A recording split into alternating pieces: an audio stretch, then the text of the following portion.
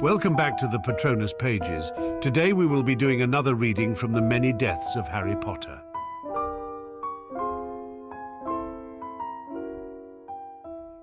Chapter 30, Basilisk. Accio wand, Harry shouted. Tom had thought Harry hadn't seen the wand he was hiding, probably Ginny's, but Harry had, and although Riddle was solid enough to hold a wand, he wasn't solid enough to hold onto it. Harry could see the great stone mouth opening, and he could hear something moving from within. It was getting closer, and he knew that if he didn't do something, he was dead. He slipped the visor on and shoved Ginny's wand in his pocket. He glanced over at Ginny's body, and the thought of doing something to her to stop Tom from possessing her flashed across his mind, but he shook his head. He was tired of losing people, even people he didn't know well. She was a victim, just as he had always been a victim, and he was tired of it.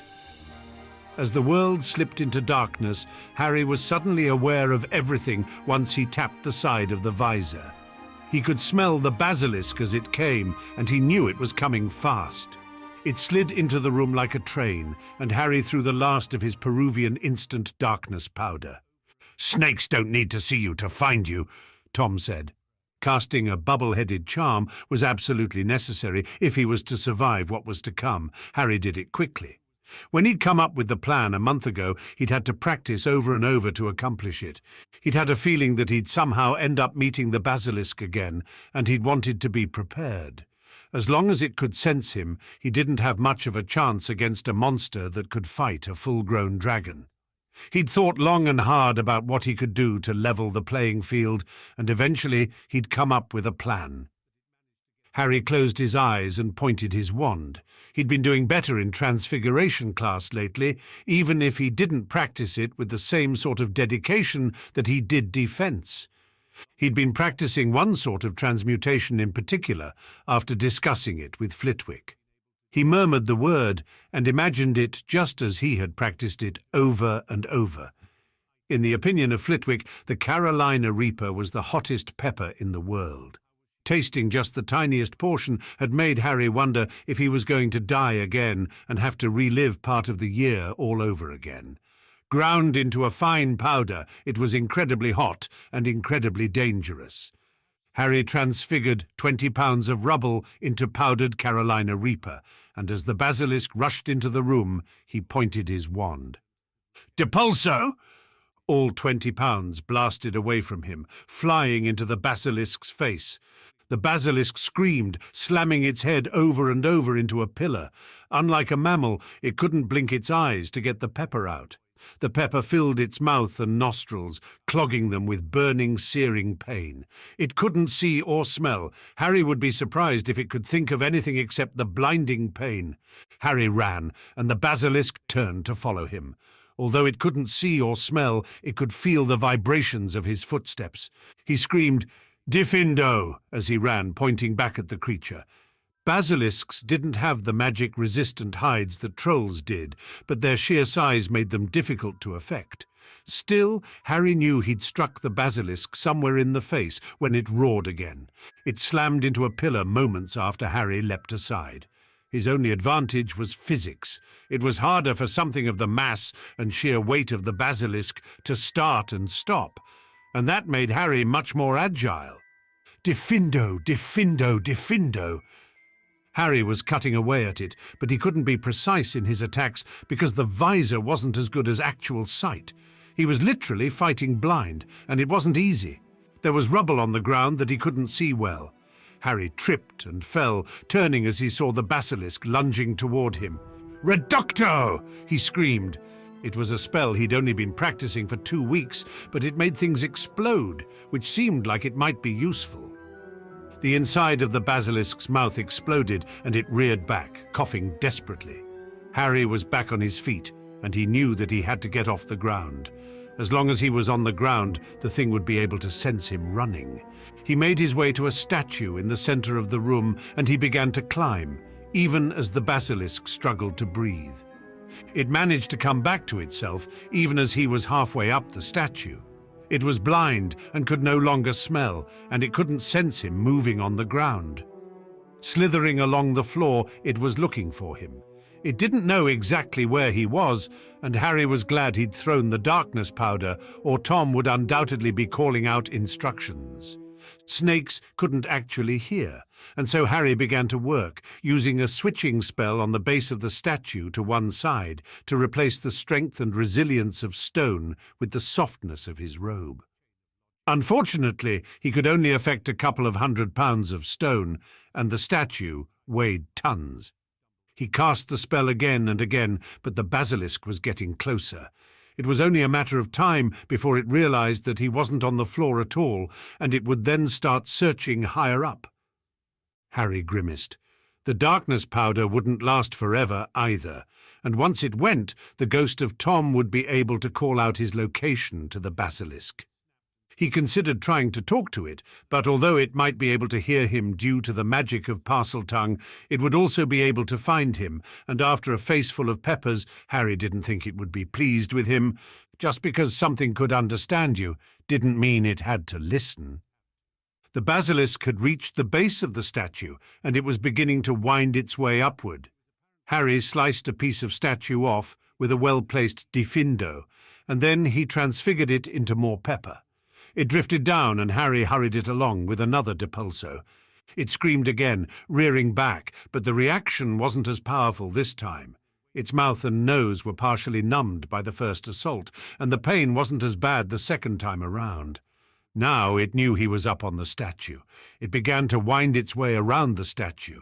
It couldn't see him or hear him, and so it was going to find him by touch. Harry began blasting away at its head with diffindo and reducto spells every time it wound its way around. "He's above you, to the left!" he heard Tom's voice shout. The darkness powder had worn off. Harry ducked as the basilisk's head lashed out, and as he did, he slipped out of the crook of the statue's arm. He started to fall, and he desperately grabbed hold for dear life. His face smashed into the stone, and he heard a crack. Suddenly, his visor was falling off his face. Apparently, the Weasleys hadn't built it to be very resilient. He was blinded by the dim lights from the distant torches in the room, and he felt the basilisk's head smash into the rock not 5 feet from him. Tom was calling out instructions, and Harry was barely hanging on. His wand was falling, slipped out of his grasp, and Harry grimaced. If Tom got hold of the wand, it was all over. He struggled up into the crook of the arm of the statue just as the basilisk reared back to deliver a final, killing blow to him. He stared at it, realizing that it was all over when he felt something shift under him. Part of the base had been made as flexible and weak as his robes. While not enough had been changed to have much of an effect, there was now tons of enraged basilisk clinging to it, with part of the basilisk extended outward in order to make that lunge. Harry heard a cracking sound, and suddenly the entire statue began to veer to the right. Harry inadvertently found himself staring at the basilisk, a potentially deadly mistake. However, what he was looking at was the ruin of its face, with small craters where its eyes had been. There were deep gashes all over its head, and it was bleeding from a dozen deep wounds. Both of them screamed as they fell, tons of statue crashing down on the basilisk, and Harry falling to the ground. He struck the ground, and the world turned to white for a moment. It was hard to breathe, and Harry simply lay there for a moment. He suspected that he'd broken some of his ribs, and he felt a little disjointed and confused. His heart was racing unsteadily in his ears. He felt light-headed, and his skin suddenly felt cold and clammy. There was a strange darkness around the end of his vision. It wasn't until Harry heard a slithering sound that he decided against slipping into unconsciousness. He stared back to see the basilisk, its back broken, trying to crawl toward him. Tom was hissing in its ear, guiding it. He was watching Harry with a smirk on his face, and Harry saw that he had Harry's wand. The Voldemort of today would have simply finished Harry off himself, but this younger version seemed to want Harry to experience pain and fear. Harry tried to get to his feet, but to his horror, his upper leg moved, while his lower leg simply stayed there. He pulled his robe up and saw that part of the bone was sticking out of his leg. His other leg wasn't much better. Harry tried to pull himself along, but it didn't work, and he was losing strength by the moment. He was sure that he was bleeding from somewhere he couldn't see. The world dimmed around him. He wasn't sure how long, and Harry woke suddenly to see Tom leaning down to whisper in his ear. "And so it ends. Maybe my older self really has lost his grip, if he's failed to kill you twice. It was so easy after all." Harry saw a shadow above him. The basilisk's head was looming above Harry, and Harry realized that this was it. Desperately to glanced around. Flitwick's training came to mind. Always use the environment. Doing so will keep you alive. Harry scrabbled for Ginny's wand, but it was trapped under him. He tried to roll, and he saw something out of the corner of his eye. A book laying next to Ginny Weasley. Magical books sometimes had protections to keep them from being destroyed. It probably wouldn't make any difference, but...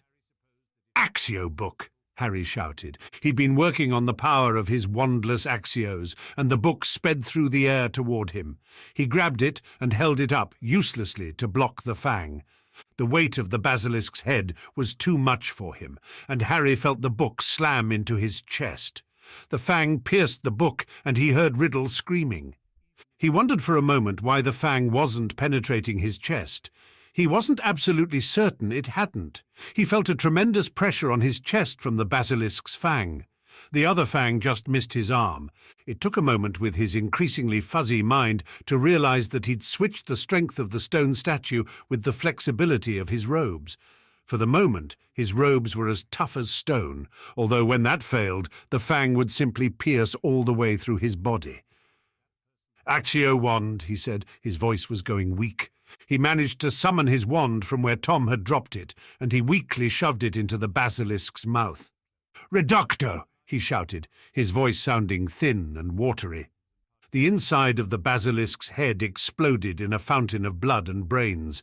Some of the pressure came off Harry, but he still knew it was only a matter of time before he died. Somehow he couldn't find it in himself to care. He heard the sound of running feet and voices calling out, but he couldn't understand what they were saying. As he woke, he felt a moment of confusion. Had he died again? If so, when was this?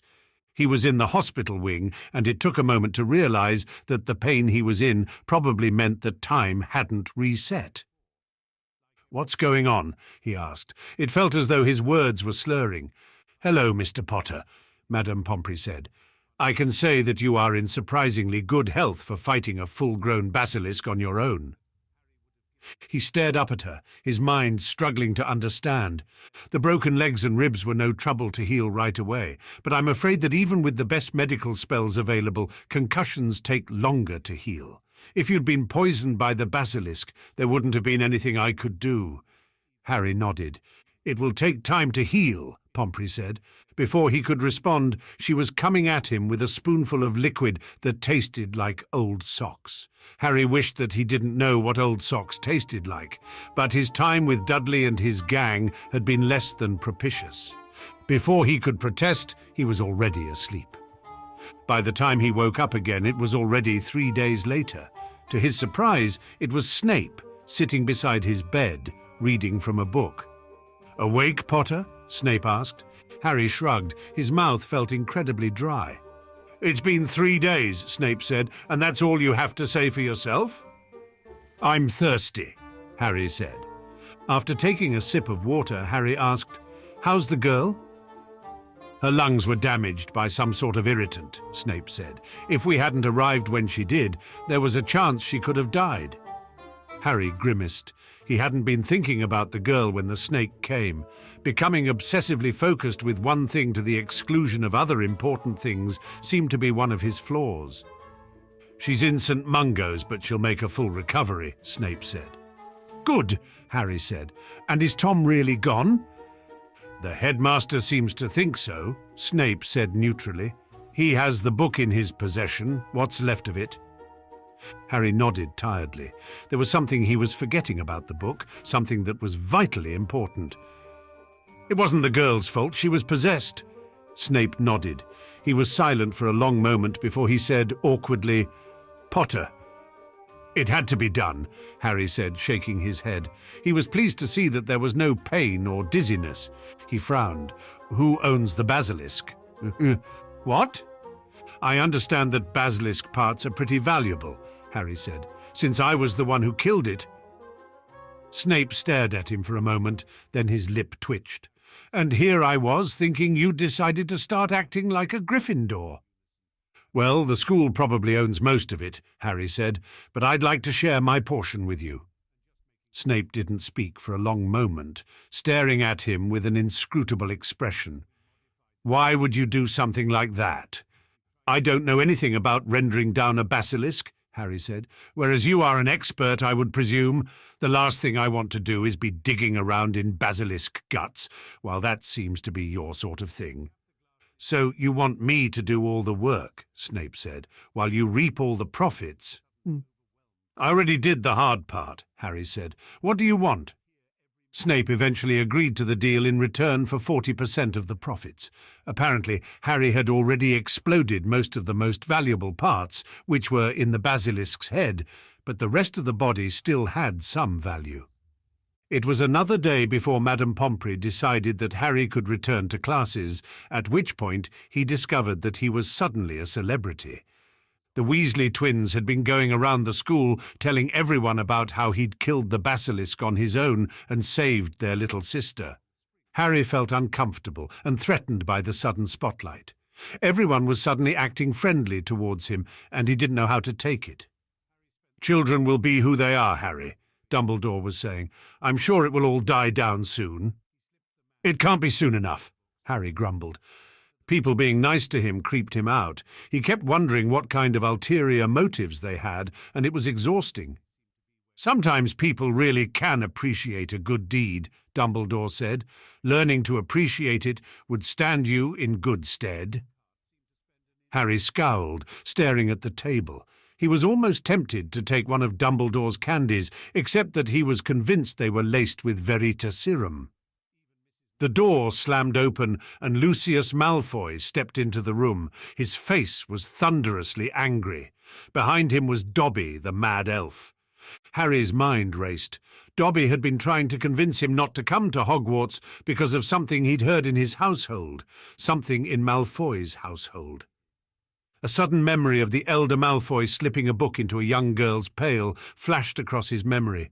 This was what he'd been trying to remember. This was the thing that had been nagging at his mind for longer than he cared to admit. Harry murmured "Actio" under his breath and summoned the book to him wandlessly. As the two men began arguing, Harry slipped out the door. From the sharp look the headmaster was giving him, he knew exactly what Harry had done. "You forgot this," Harry said. He'd been waiting outside for the argument to finish. Apparently, Malfoy had lost, because his expression was black as a thundercloud. Shoving the book into Malfoy's hand, he gave a significant look at Dobby, and he reached into his pocket for his wand. Malfoy stared at the ruined book for a moment, then looked up at Harry. "What are you playing at, boy?" Absent-mindedly, he handed the book to Dobby. Harry grinned as the house elf opened the book and froze. "Dobby is free," the elf squealed, holding up the sock Harry had shoved Indy like a bookmark. "Master has given him a sock?" Malfoy froze, staring at Harry. His expression turned ugly, and he lunged toward him, reaching for his wand. His wand wasn't there, and a moment later he realized that Harry's wand tip was pointed at his nose. Harry was holding Mr. Malfoy's wand in his other hand. "How would your son feel if I suddenly decided to redecorate the wall behind you?" The senior Malfoy was frozen, staring at Harry. "I seem to have a habit of blowing the back of things' heads off. Troll, basilisk, after what you did, you aren't that much different than any other monster." "You wouldn't," Malfoy spat. "I've killed your master twice already," Harry smirked. "What's another Death Eater, more or less?" From Malfoy's expression, he was surprised about the first time. Perhaps he wasn't as close to the inner circle as he thought. "The Sorting Hat seemed to think I'm just like your master," Harry said. "Tom seemed to think so too. I sometimes think I'm getting to be a little more like him every days." Lucius Malfoy was staring at him. "Your master killed a boy while your son wasn't 50 feet away," Harry said. "A few minutes, and it could have been Draco that was killed. Are you sure you are serving the right master?" Silence filled the hallway for almost a minute as they stared at each other. Finally, Harry said, I'll do a favor for Draco this once, but if you come against me again, you'd better kill me, because next time it won't be a house elf that I take from you." He tossed Malfoy's wand down the hall, and he deliberately turned his back on the man. If Malfoy attacked him now, he would kill him. Apparently Malfoy knew it, because he didn't speak a word as Harry walked away.